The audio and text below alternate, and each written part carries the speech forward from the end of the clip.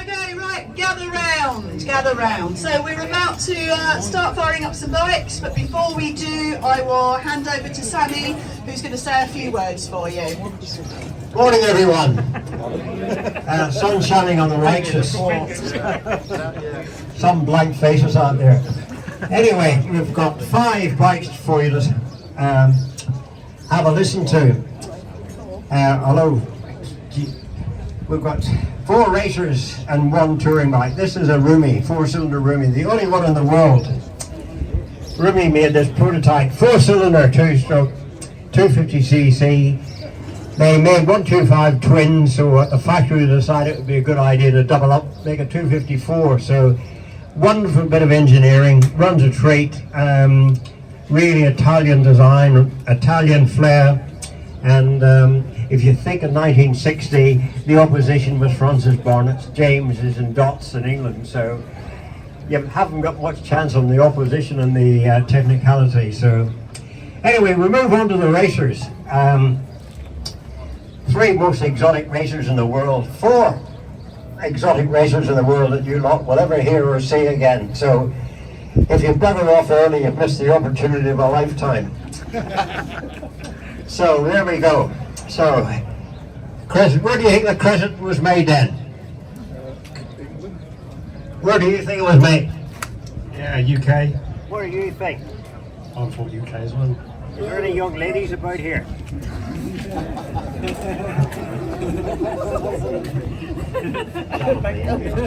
Swedish.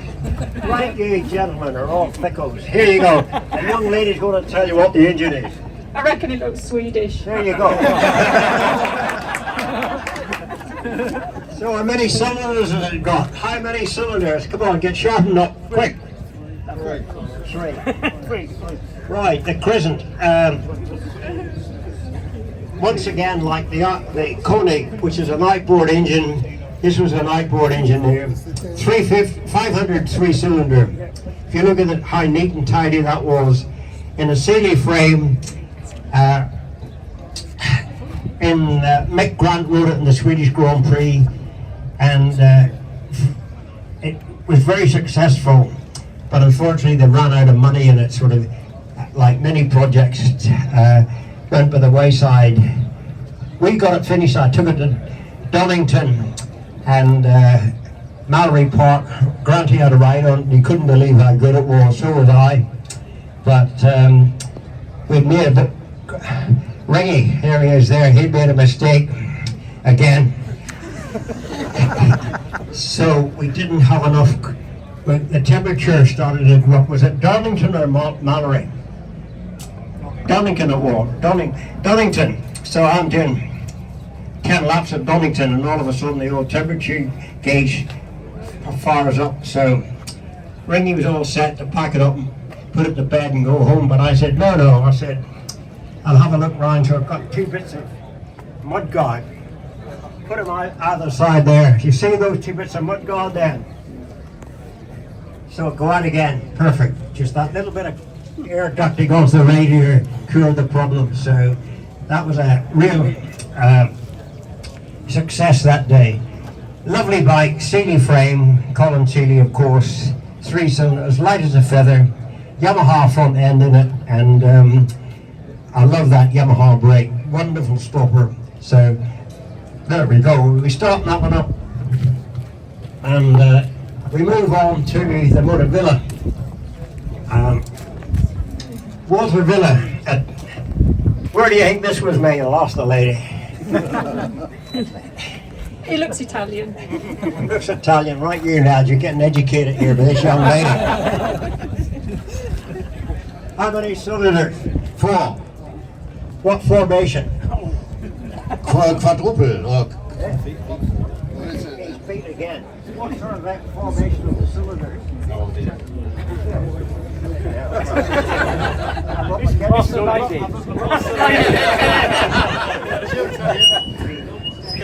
Three, 4. There you go. You must thank that lady for her knowledge. Right, B4. Right, the history of this.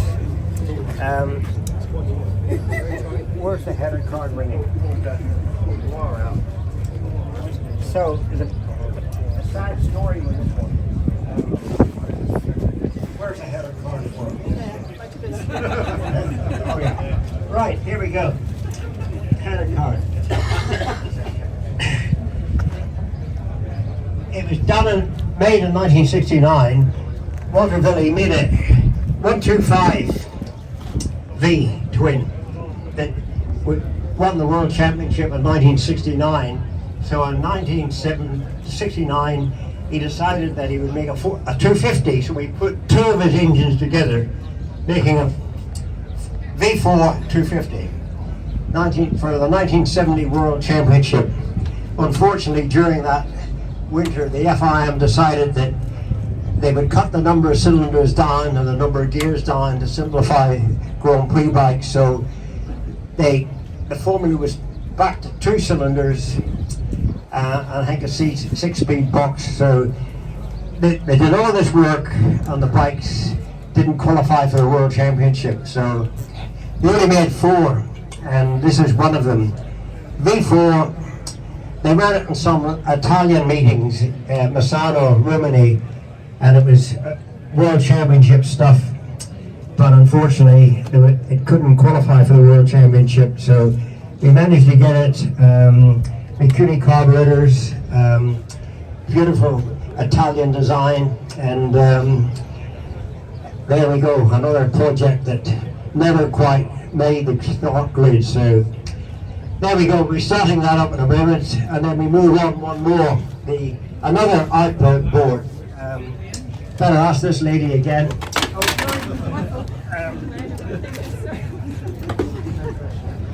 1971. Come on. 4 so flat 4.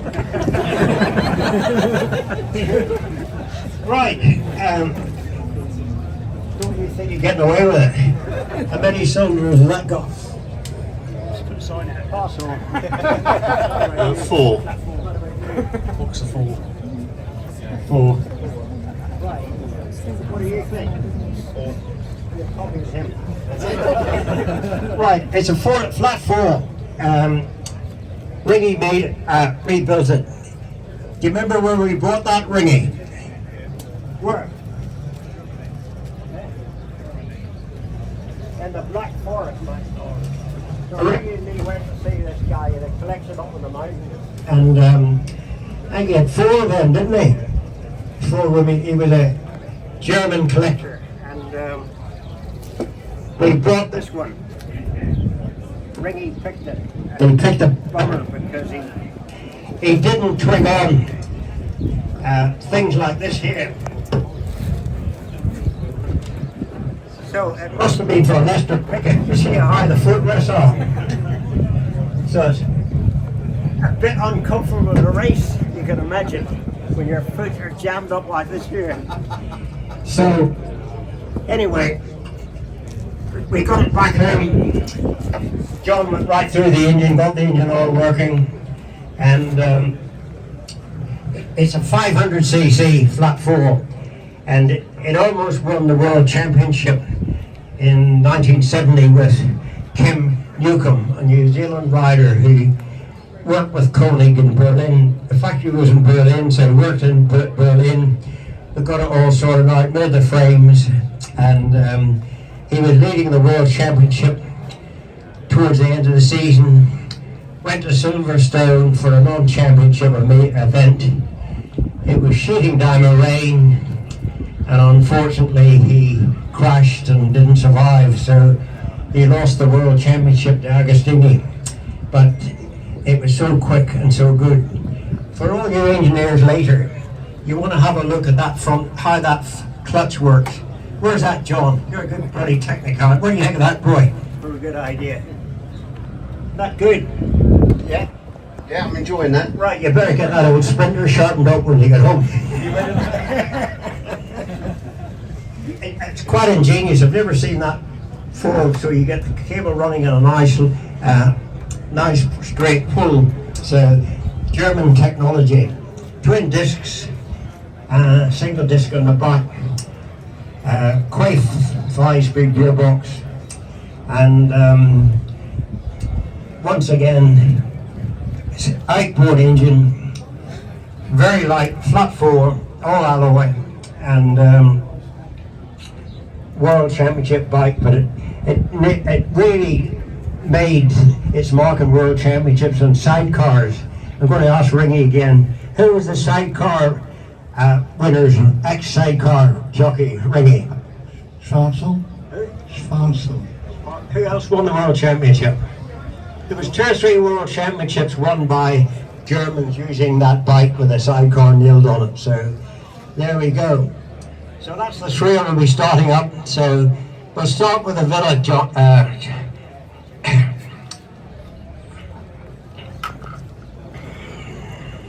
so Jim's just fired it up, 12-volt ignition system. Right, there we go, switch her on. Fueled up, fueled up. So we got, you're going to do the throttle, Ringy? Yeah. Go on then.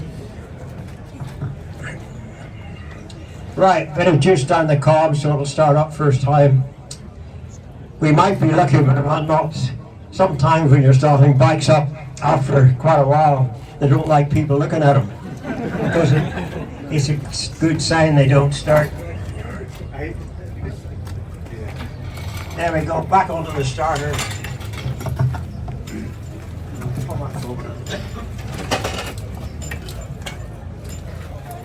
Right, you jump on board, Jim.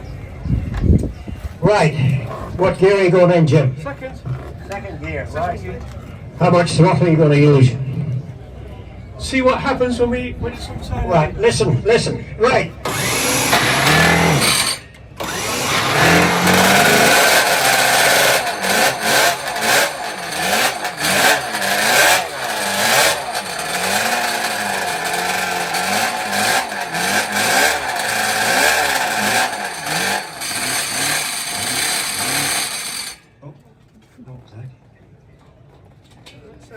Huh?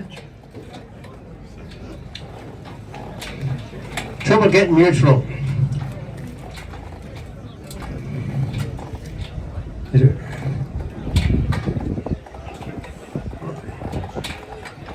Try again. Try again. Right, we'll try again. See if we can get it in neutral this time. Always tricky with these race bikes, you know. Right, second again, and see what happens.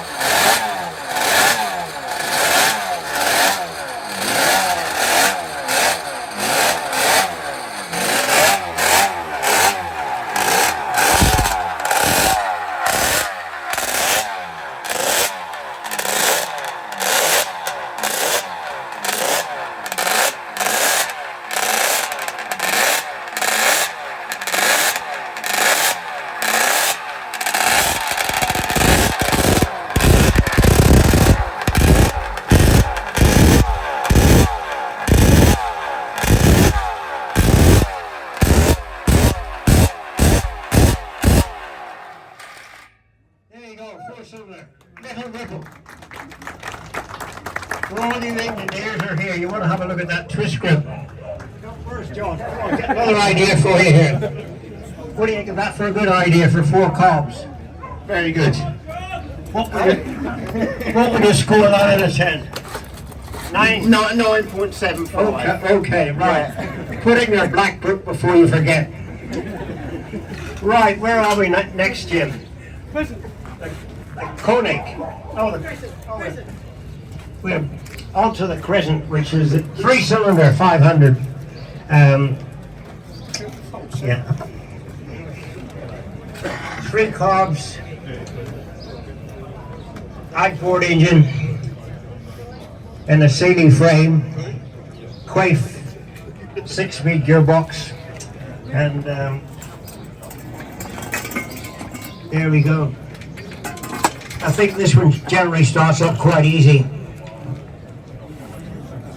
What gear, Jim? Second gear. Second gear again. See if we can find neutral this time. So there we go. Contact 10-4.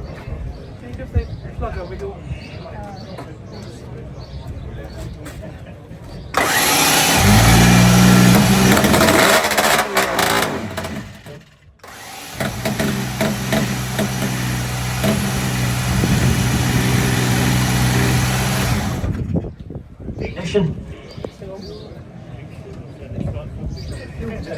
Never say that. I'll send it before Fuel on, Jim? Yeah. Right, bit more fuel.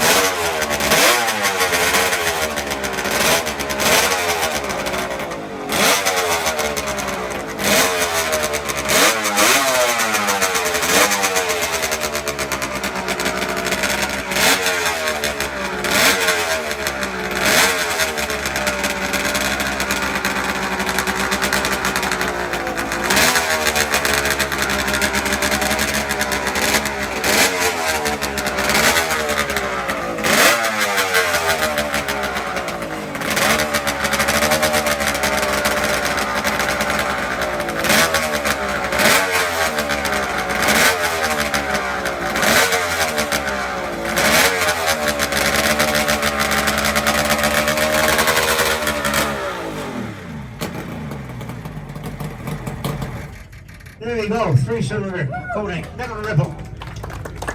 John, bring your notebook over again. If you look down there, do you see how those two bits of mudguard ducts the air into the radiator, and that cures the problem. We'll just grab a bit more air. So if you've got a Konig and you have a heating problem, take that on board. You know how to fix it in 10 minutes, not 3 days. Near 10 minutes. Right, so there we go. A lovely bit of gear. And these ceiling frames were very, very popular. Handled a treat. And the Yamaha wheels look a treat too. Right, we're on to the Konig Flat 4. And we've got a big sprocket on the back. Why is that then? Why do we put a big sprocket on the back? Don't have this lady have to tell you. Speed. What do you think? No idea. You better come in again, girl. Right, what do you think? You heard me. Right, what's it? A lower gear. A lower gear. The gearing with a small sprocket for about 180 mile an hour. So round it here, it's a bit tricky to do 180 miles an hour. So we put a trial sprocket on the back, rear sprocket, about a 66 tooth 520 sprocket. So that makes it really put that on because when we were trying to test it round here, we needed a bottom gear that you could ride and feel the thing, because otherwise you'd be clutch, clutch, clutch. And as you see, it's belt drive as usual. Right. Are you going to try it without any after? It might work. Jim's primed it, so keep your fingers crossed. Can you cross your fingers, please?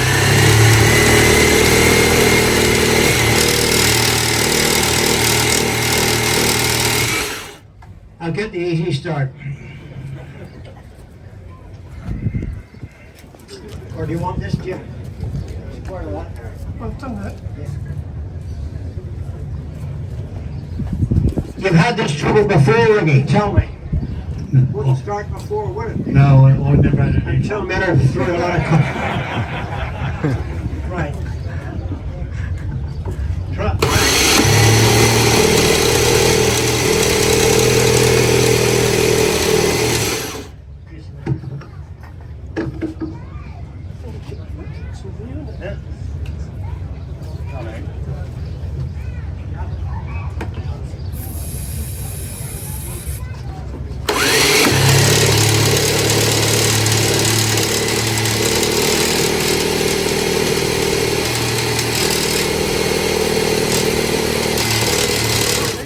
Not happy? Are you sure there wasn't a battery on that in the box or something? There's some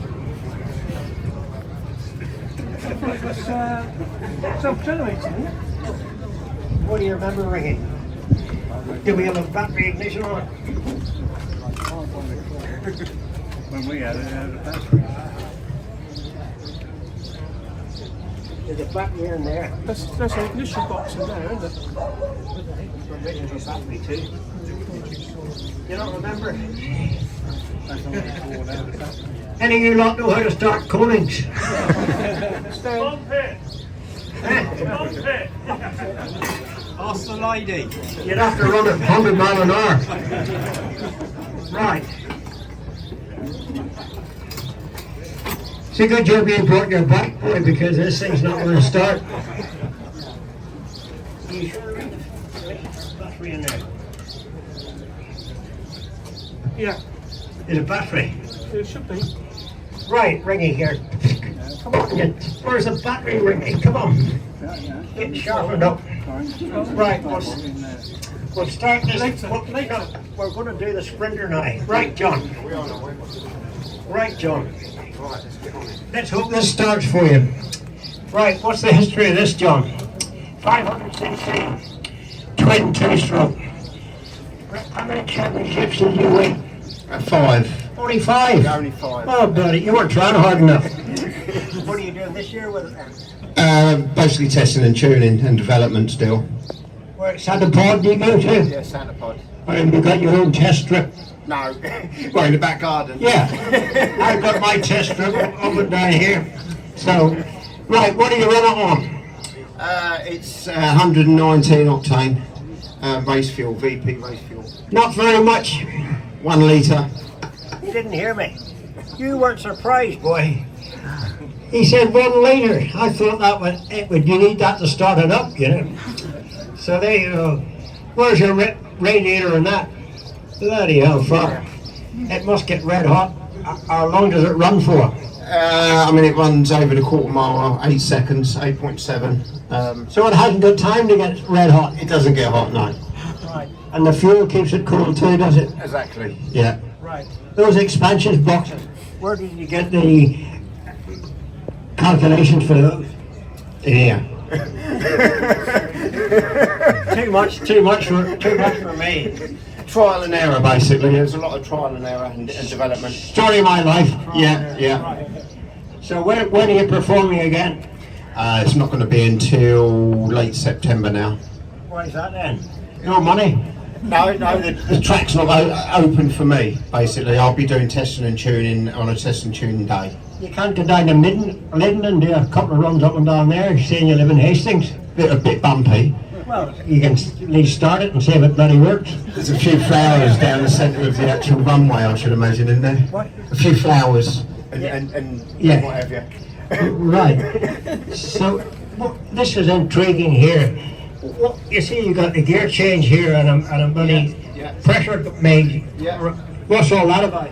So that's a pneumatic air shifter, and the frame holds the air. Listen to all this. The frame holds the air, so if the frame, let's say, starts to crack, then the pressure goes down, so it does a double job basically. And you'd be alight. I'm sorry? You'd be alight before the frame breaks. Well, I don't know about that, hopefully not. Anyway, is it hard to start? Shouldn't be, but if it's got an audience, maybe. I don't know, we'll see. What carbs are those have you got on? They're electron carbs. What's a bit more, 30 mil or something? 40, well, about 42 because I put. Pardon? About 40. I didn't hear you. About 40. Plenty of fuel. Plenty of fuel. Do you use a steering damper very much? Yes. We use those on the TT bikes, you know. Yeah. Yeah. It just, on the bottom here you've got a little knob, the girl will tell you in a minute. So if you want a bit of damping, you sort of screw the damping up so the forks, but you don't get head staggers and tank slappers any longer, you know. Well, when the front wheel comes down at about 120 mile an hour, that's... when the front wheel comes down at 120 mile an hour off the wheelie bars, that's when it gets a little bit lively. Well, it runs on these back wheels. It runs on the back wheels, yeah. You take a note of that. Because when you go sprinting, you're going to be running on the back wheels, boy, until you get up to 120, and then it comes back onto the front wheel. Yeah, so the front wheel hovers by about 2 inches all the way through to what, 4th gear. What's your terminal speed? 149 we've run over the quarter mile, 8.70 seconds. I see a lot of these brave men are turning pale and loving their fleeing to the woods. So, Brave men are turning pale and others are fleeing to the woods. pardon? Right, I don't know if is Jim going to try and get a battery for this thing? Yeah, well, run that first. then Oh, you're going to run this first? Yeah. Right. Return to the Konig. Where's the electric starter? That's a handy get a gear there. Where do you stick that on the engine shaft? Yeah, on the end of the ignition. Yeah, right. You see he's flooding it up there. Well, Jim, maybe that's magic starter stuff in there. Right, what gear are you got in?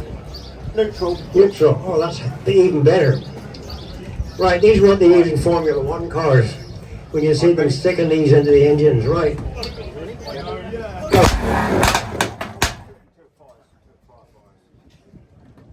Keep it on. Yeah.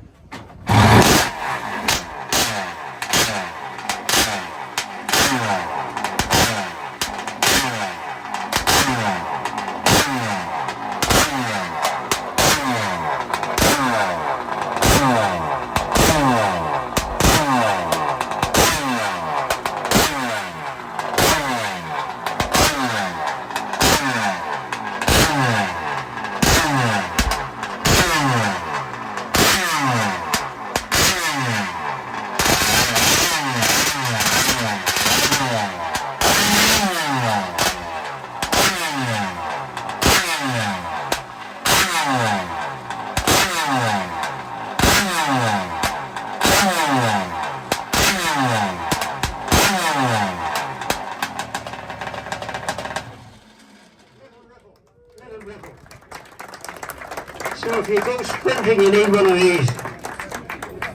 So what sort of money is this worth, John?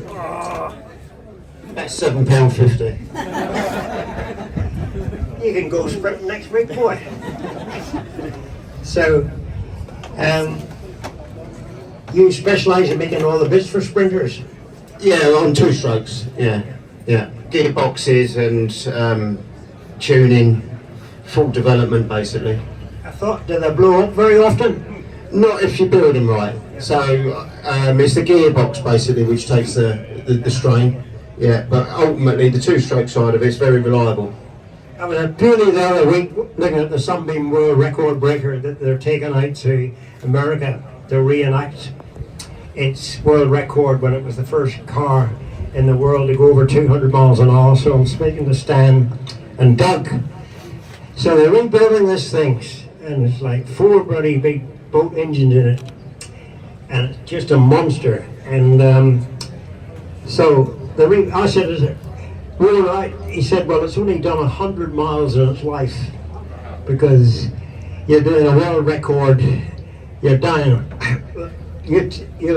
salt flats for one run, and that's probably about 8 or 9 miles each way. And it had done about 10 world record attempts, so it had only done about, literally coming up to 100 racing miles in its life, this monster car. So they're actually shipping it this week back to America to reenact the 200 breaking the 200 world record. And fantastic bit of engineering. Sunbeam, British again. You're putting the carbs on it again, yeah. So, Yeah, just covers. Yeah. Gloves, just a pair of gloves. Yeah. So you don't forget them the next time you're working at it, yeah. Right, how's Jim getting on? Have you given up? Not yet. We're trying a little while. No, well, what are you waiting for, a battery to come up? So I'll do it and then I'll fire it up and everybody will hear it. Right, okay. Right, I'm afraid Jim's delayed the process, so you'll have to come back. We're doing the presentation shortly, so probably in about 30 minutes.